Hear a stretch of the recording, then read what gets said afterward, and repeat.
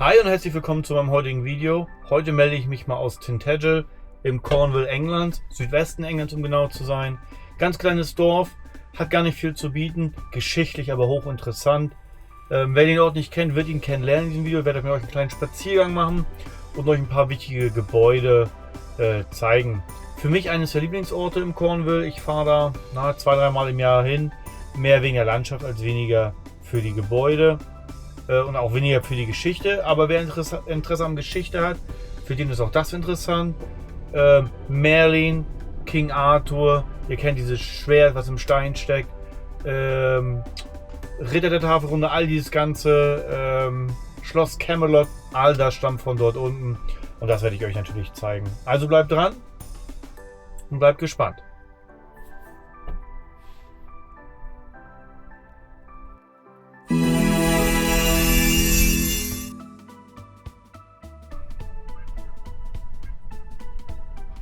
Jetzt möchte ich hier eigentlich auch mal eine Lanze brechen, gerade für den Bereich Cornwall, während ja überall Schilder wie Bäume aus dem Boden sprießen, wo steht Übernachten verboten, keine Campervans und das Ganze, ist das hier in Tintagel ein bisschen anders.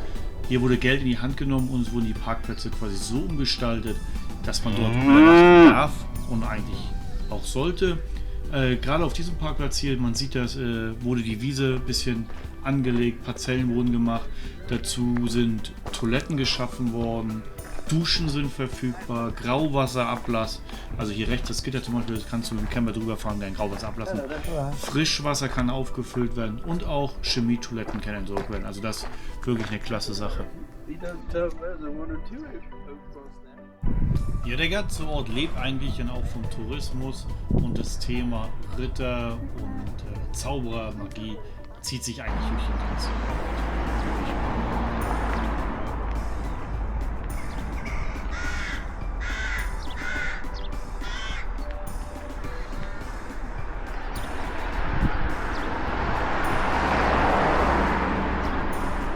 Ja, der Ort hat 700 Einwohner, ist natürlich nicht super groß, aber hat den Vorteil, dass es eben auch bloß diese eine Hauptstraße hier gibt, an der sich alle Bars, Restaurants und Geschäfte befinden. Also relativ schön zum Parken und dann einfach langschlendern und flanieren. Und von hier aus geht dann auch die Straße runter, die wir später noch wieder zum Schloss führt. Und am Ende dieser Straße ist das Wohngebiet, wo dann noch mehrere kleine Straßen sind. Aber das ist für den Tourismus eigentlich gar nicht so wichtig. Entlang dieser Straße hier gibt es auf der rechten Seite dann auch schon diese 3 Stellplätze für Wohnmobile und PKWs, aber auf allen 3 sind Wohnmobile und Übernachten willkommen. Auf der linken Seite ist er für PKW und Camper nicht so willkommen. Diese 3 Stellplätze, wo ich jetzt stand, der mit der grünen Wiese, ist meiner Meinung nach schon der schönste gewesen, aber auch der teuerste. Und wenn ich teuer sage, dann meine ich halt 24 Stunden für 12 Pfund, also absolut überschaubar und im Rahmen. Die Entsorgung für Grauwasser ist dabei gratis. Die Dusche kostet, ich meine, 2 Pfund für 10 Minuten. 100 Liter Frischwasser sind auch 2 Pfund. Und Entsorgung der Chemietoilette sind 3 oder 4 Pfund. Also alles absolut bezahlbar. Die anderen beiden Parkplätze, die weiter vorne am Ort sind, aber ebenfalls in fußläufiger Reichweite, kosten nur 8 Pfund die Übernachtung, jedoch ohne Entsorgungsmöglichkeiten und ohne Toiletten.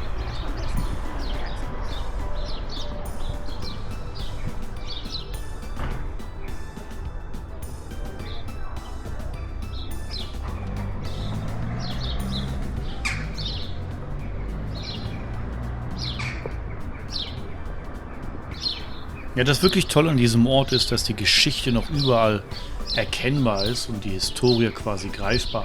Auch wenn wir jetzt gerade voraus moderne Häuser haben, sind die gerade zurückliegen, gerade auf der linken Seite die Kirche oder jetzt hier rechts das wirklich alt gehalten und trotzdem vorsichtig modernisiert und instand gehalten. Das ist eigentlich sehr schön. Wir sehen nachher später auch noch auf der linken Seite die alte Post. Sehr, sehr beeindruckend. Das Dach hängt zwar durch, aber trotzdem ist es noch mehr oder weniger funktionsfähig, auch wenn es als Museum dient und nicht mal als Post.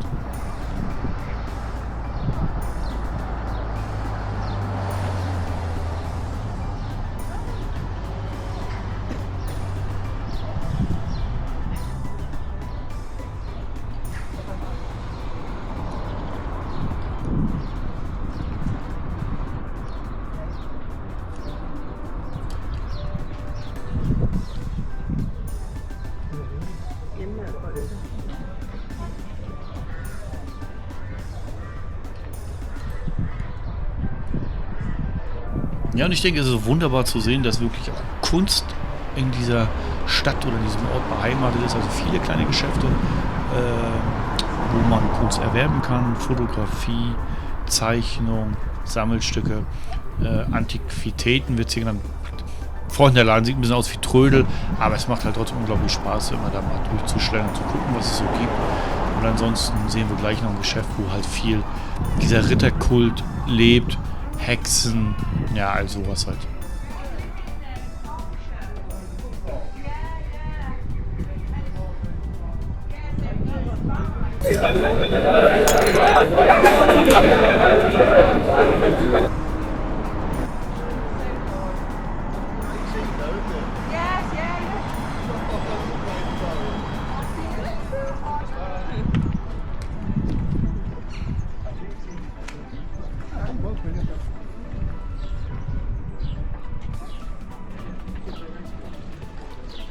Ja, und da sehen wir es jetzt auch schon voraus. So links kommt da gleich, vorne links, der Laden, wo es so Hexenzeug gibt.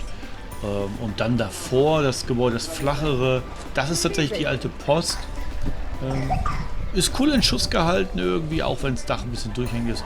Aber ja, sieht einfach cool aus. Nicht so gut auf dem Video, aber live auf jeden Fall, ja, kann man sich angucken.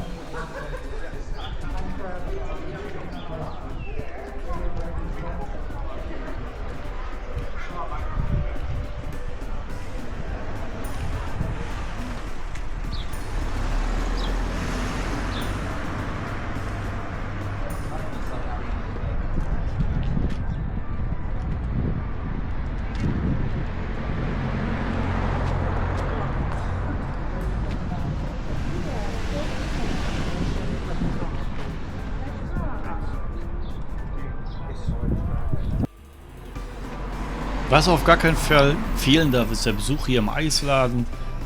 Unglaublich leckeres Eis. Da freut man sich wie ein Baby. Ja.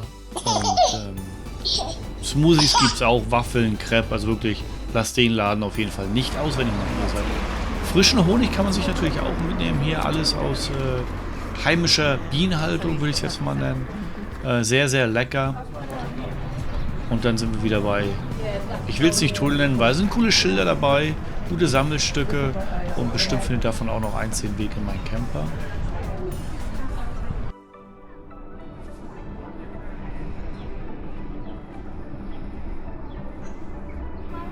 Ja, und dann kommen wir eigentlich auch schon zu meinem Lieblingsgeschäft. Keine Angst, nicht das hier, sondern das hier.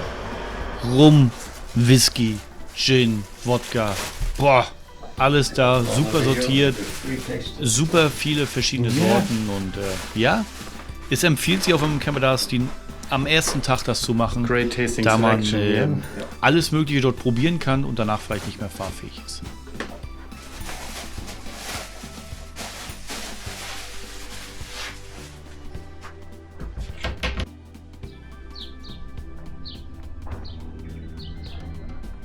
Und jetzt kommen wir quasi aus Richtung Stadtgebiet. Also ich bin einmal vor uns die Einkaufsstraße zum Ende gegangen und dann ein Stück jetzt, quasi was jetzt in meinem Rücken ist, da ist das Wohngebiet, da habe ich jetzt noch nicht gefilmt. Da sehen wir am Ende vom Video noch mal kurz was.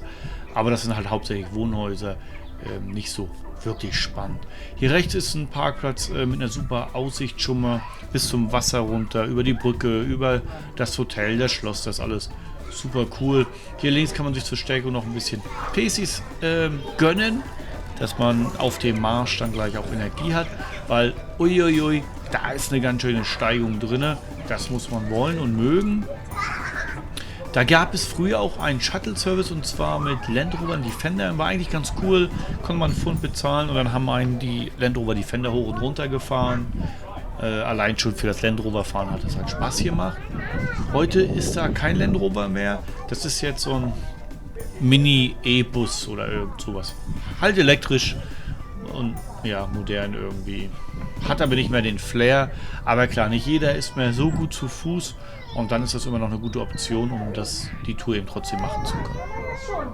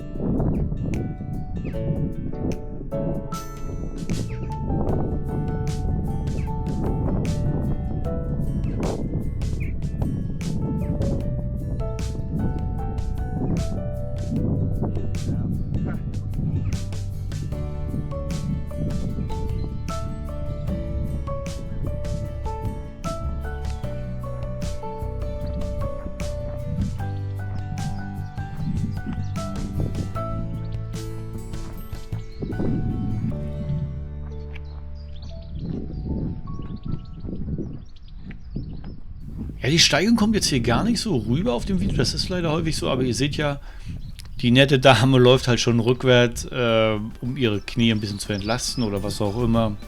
Rückwärts gehen ist vielleicht weniger anstrengend als vorwärts hochlaufen. Also der Berg hat es auf jeden Fall in sich. Mit ein bisschen Pause zwischendurch, wenn man nicht mehr ganz so gut zu Fuß geht's aber auch. Und wenn man diese Steigung geschafft hat, schmeckt am Ende ja auch das Eis oder das Bier viel besser. Hat ja auch was Positives.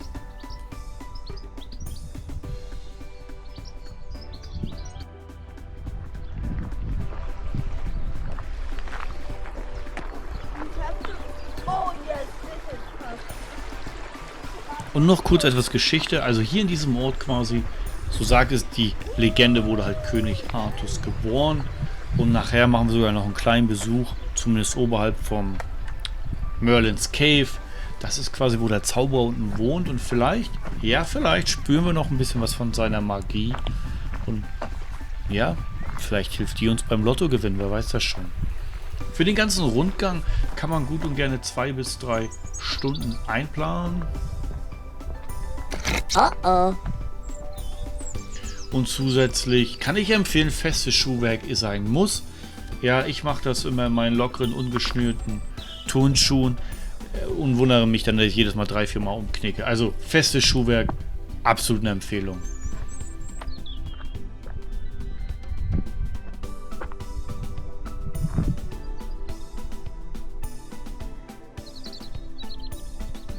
Ja, wie so häufig bei diesen touristisch erschlossenen Orten ist natürlich das manchmal auch etwas voller und überlaufener. Jetzt gerade geht es noch.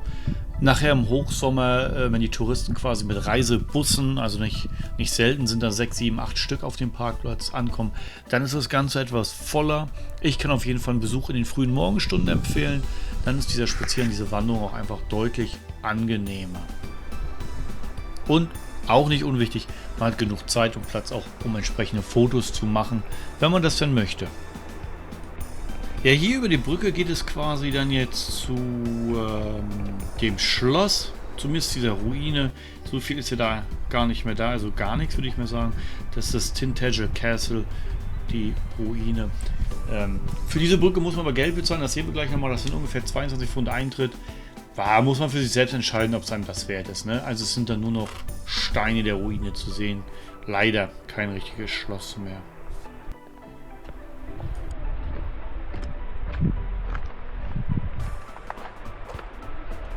Wenn ich sage, dass dort natürlich nur noch eine Ruine steht, also nur noch Steine, das Fundament quasi, dann ist das nur die halbe Wahrheit. Sie haben dorthin gebaut eine Figur von King Arthur auch quasi, ja, mit der kann man sich dann quasi fotografieren. Ja, also die steht zusätzlich da als Sehenswürdigkeit, als Hotspot und mit der kann man dort Foto machen und dann hat sich das vielleicht schon eher gelohnt. Es gibt auch Familienkarten für diese Brücke, weiß ich jetzt nicht genau, ich glaube das sind dann 2 Erwachsene, 2 Kinder für 50 Pfund oder 55 Pfund. Ja, ist halt trotzdem Heidenkohle, ne? Klar, die Instandhaltung und so, das kostet auch alles, aber ich würde es ein bisschen als Abzocke bezeichnen, aber das ist eine persönliche Meinung.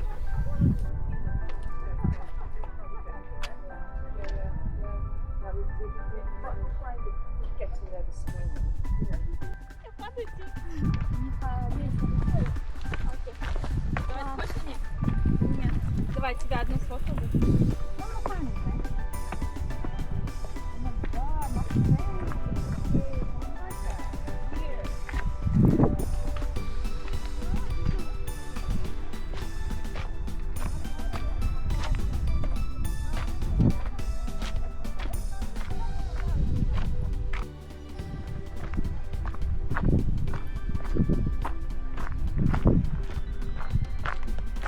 Das Ganze kann man natürlich auch per Fahrrad erreichen. Ja, also wenn man mit dem Fahrrad unterwegs ist, ja, viel Spaß dabei, ist halt nur die eine Steigung da. Ansonsten kann man es auch per Wasserweg erreichen, also wer sein Kajak dabei hat oder sein Stand-Up-Paddleboard, sein Sub, auch das ist möglich. Ihr habt das vorhin gerade gesehen, es ist ja alles mit Wasser da rum.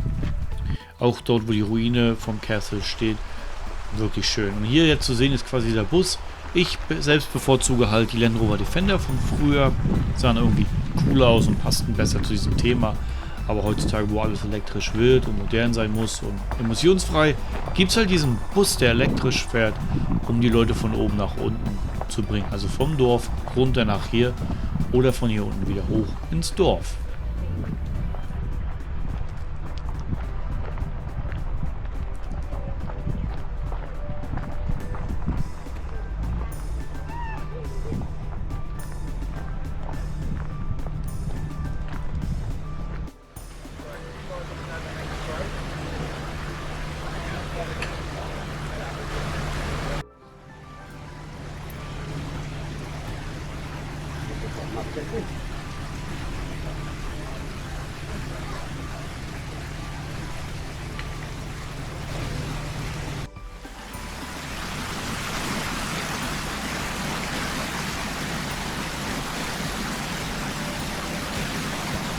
Ja, und da ist er auch schon. Merlins Cave dort unten, genau.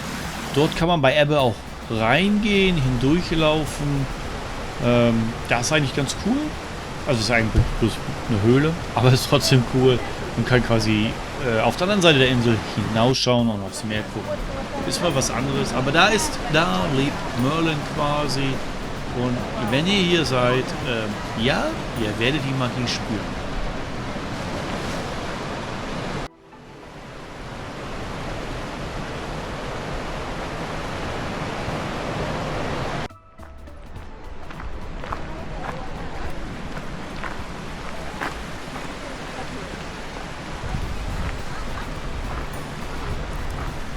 So, genug Pause gemacht und auf Sehenswürdigkeiten oder Landschaft geguckt, Wanderschuhe wieder zugeschnallt und weiter geht's.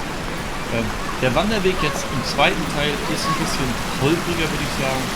Ihr habt das ja gesehen, wie der erste erste Teil ist alles sehr gut angelegt, so wie hier auch noch. Aber wenn wir jetzt einmal oben an der Treppe sind oder die Treppen verlassen, dann wird das eher ein Sandweg, ein Steinweg und ja, umso wichtiger dort die Schuhe zuzuschnüren und zweimal hinzugucken, wo man lang läuft.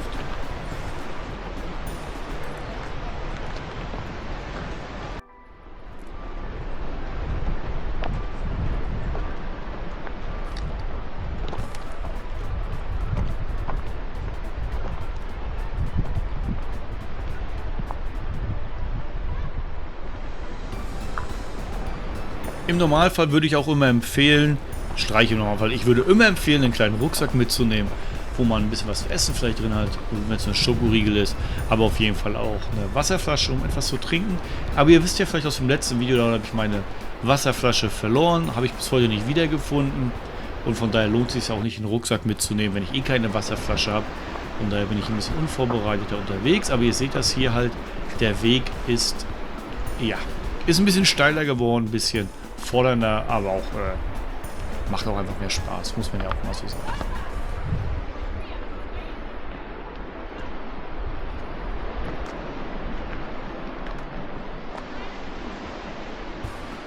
Und hier kann jeder seine eigene Meinung haben, aber ich meine, dieser Ausblick ist einfach unglaublich schön und es lohnt sich, hier ein kleines Picknick zu machen, entweder hier oder weiter oben auf dem Berg nachher und einfach eine halbe Stunde mal zu ruhen und das Ganze zu genießen und abzuspannen. Im Sommer sind dort auch viele Leute tatsächlich mit dem Sub oder Kajak unterwegs. Ihr seht das Wasser kristallklar, also wirklich schön, ist was fürs Auge und ja, auch für die Seele auf jeden Fall. Gerade wenn man so ein Wetter hat wie jetzt. Ne? Ich würde euch gerne erzählen, dass es hier jeden Tag so schön warm ist und so sonnig, aber das wäre natürlich gelogen. Trotzdem habe ich Glück gehabt mit dem Wetter und wenn ihr hier seid, drücke ich euch die Daumen, dass das auch so ist.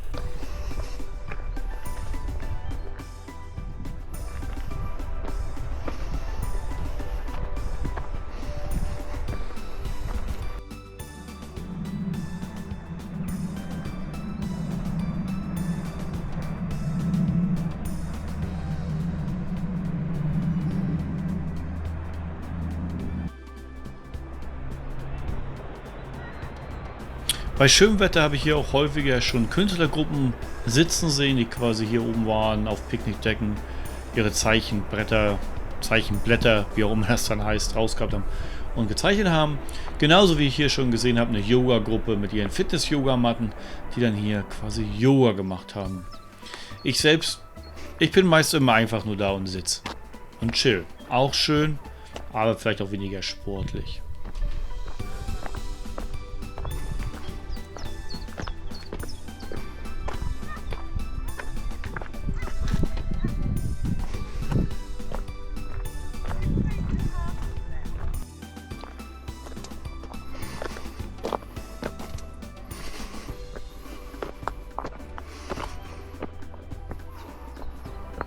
Und dann sind wir auch gleich oben und hier beim Camelot Castle und Hotel angekommen. Es gibt dort auch ein kleines Café, ja, wo man quasi Kaffee, Kuchen trinken, essen kann. Das letzte Mal, muss ich ja dazu sagen, wurden wir nicht bedient. Da war ich mit meiner Verwandtschaft, also Onkel und Tante dort, bestimmt 10 Minuten und wurden nicht bedient und nicht gefragt, ob wir irgendwas wollen. Also sehr, sehr komisch. Als ich das erste Mal dort gewesen bin, gab es keine Probleme. Und wie versprochen ist das jetzt hier quasi das Wohnviertel von Tintagel. Ja, relativ modern, schön sauber und gepflegt. Also bestimmt schön hier zu wohnen. Ansonsten, wenn euch das Video gefallen hat, lasst ein Like da und schreibt mir doch mal in die Kommentare, ob ihr schon hier gewesen seid oder vorhabt, hier mal herzufahren. Würde mich auf jeden Fall interessieren.